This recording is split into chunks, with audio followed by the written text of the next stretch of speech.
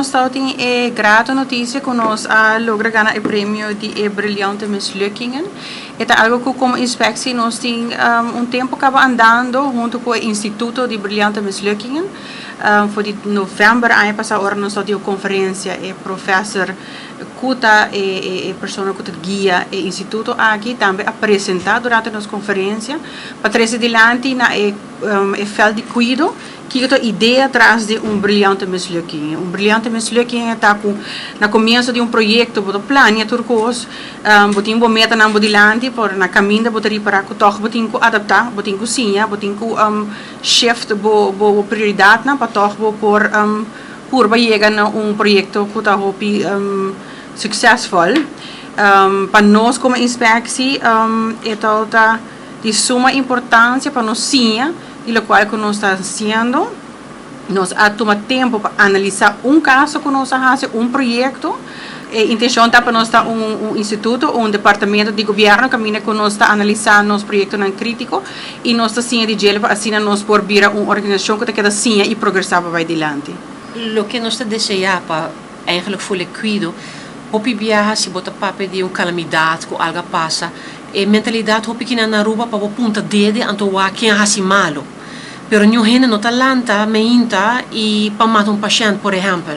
Dus gente a mentalidade que nós possinha de nos falta papia over die esaki, met keer esaki tá algo que echt Aruba mester na ponto aqui. Posso tudo nós tem projeto na grande chiquito, nos turta se você bisele grande tá falha de certa coisa não, pero para que como falho me te quer não botar echt minimizar bo maneira de pensar e também bo nota hanha full sabedoria que vou mester.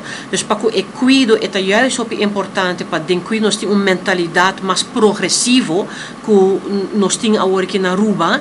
Lo que me tá hopi bonito também para a primeira reação não na Aruba tá exatamente lo que te pone para que nós sabemos que é brilhante mislukkingen aqui. Porque a primeira reação de Aruba está hopi negativo e vai fracassar. O projeto fracassar.